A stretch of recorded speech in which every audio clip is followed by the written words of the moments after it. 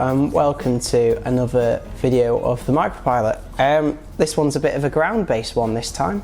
I'm just going to talk through pilot kneeboards and sort of the other essentials that we use for flying as a pilot, especially general aviation. I'm sure there's a whole load of other stuff you need to be a commercial pilot, so I won't even start to cover that kind of stuff. But first of all, kneeboards. So the main reason pilots have kneeboards are when you're sat down in a cockpit, you've basically got a little table with you where you can have all your information that you need for your flights. You can write things down if you need to, and it's just a handy little thing to have whilst you're flying. Most pilots can fly without a kneeboard, but there's absolutely no requirement to have one.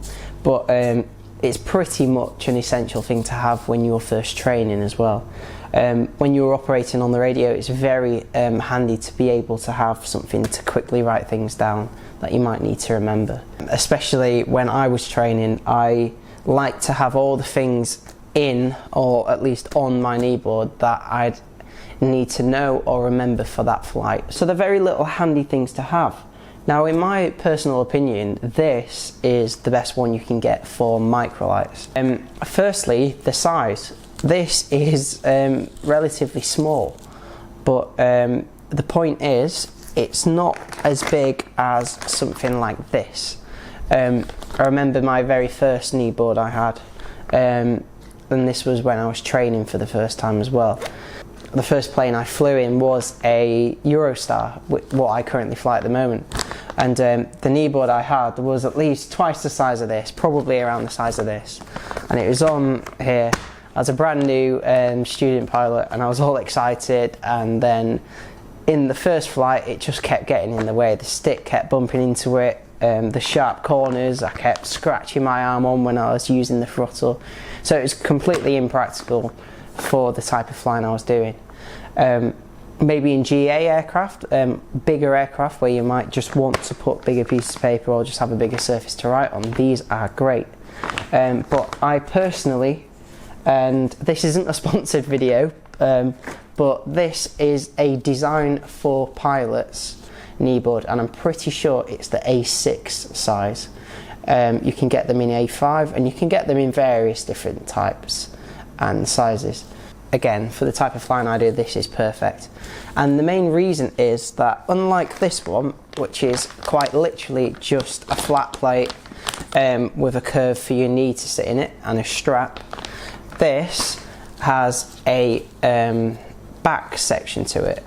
And what's really nice is it comes with these little wallets inside that you can put bits of information in, and then when you're using it, you can just pull them out and clip them down on top.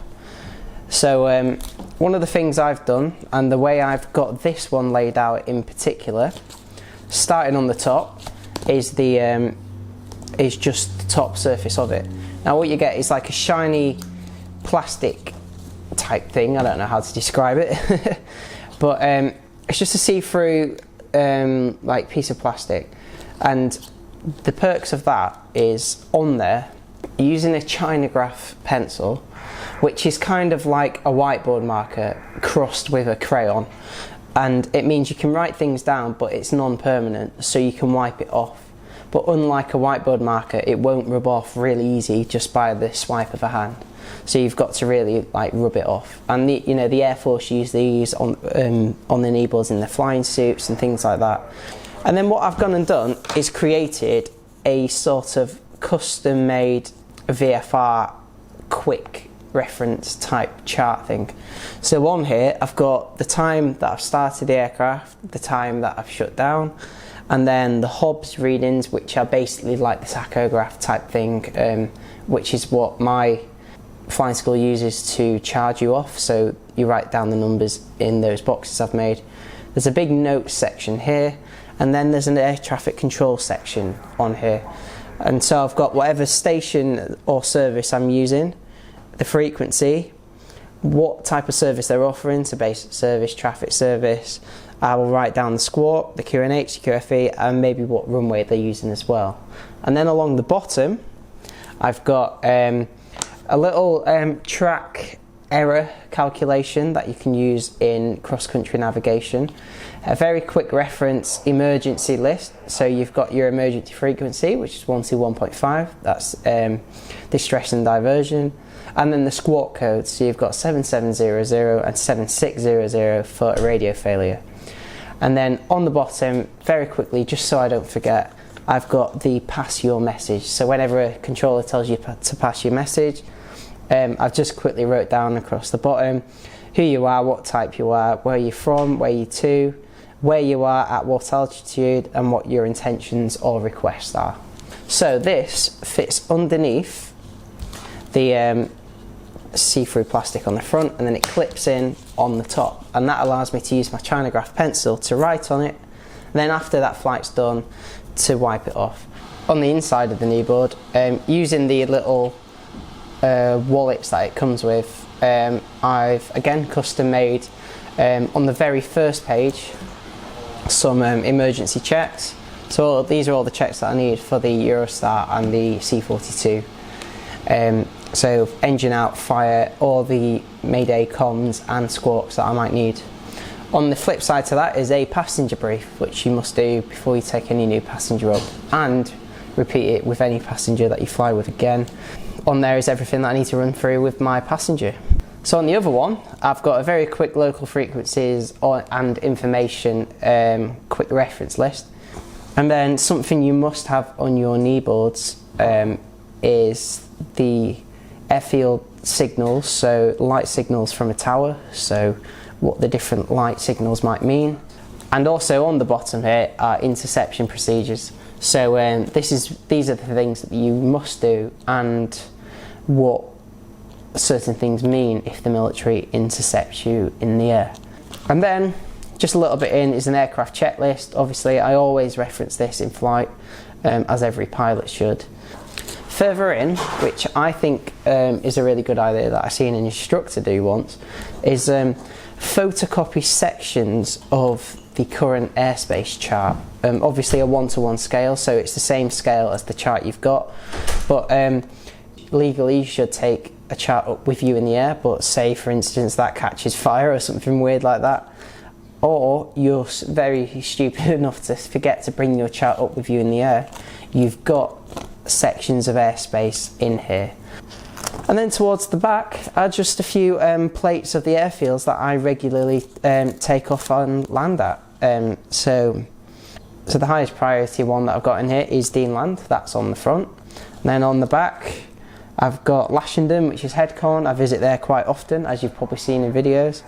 I've got Shoreham and Lydd as well. And then on the other side is just maybe some stuff that I might want in the air. So that's pretty much this this kneeboard.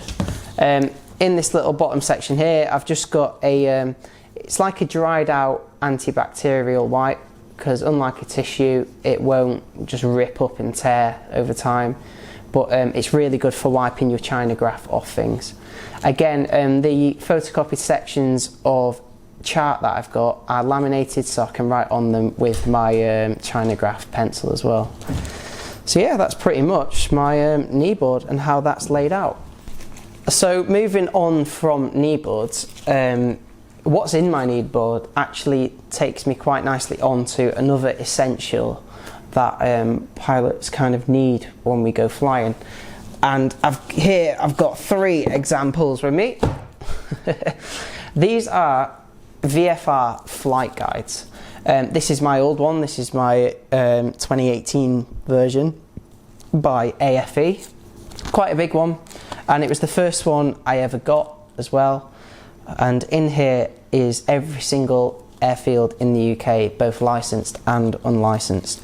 And you know, it's pretty necessary no matter what airport you go into, because it tells you the runways, any very specific information you need to know about them, contact information, runway lengths, the type of runway, and also PPR requirements, frequencies, and taxiways, you know, schematic diagram of the airfield layout as well.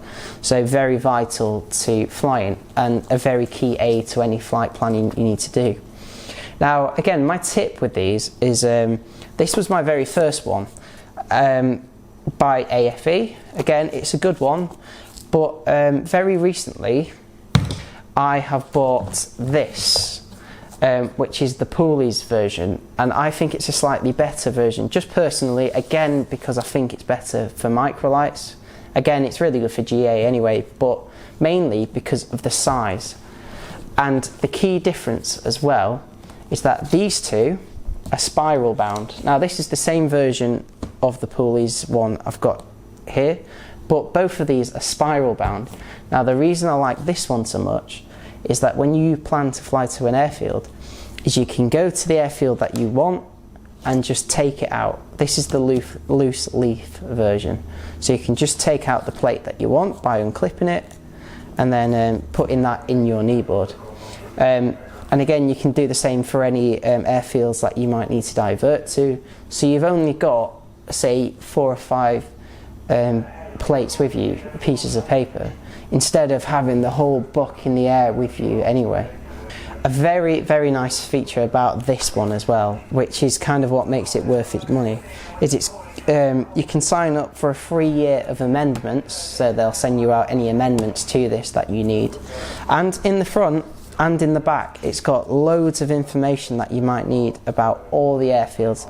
It's got listening squawks, lower airspace radar charts. In the back, it's got loads of conversion tables for speed, for fuel and things like that.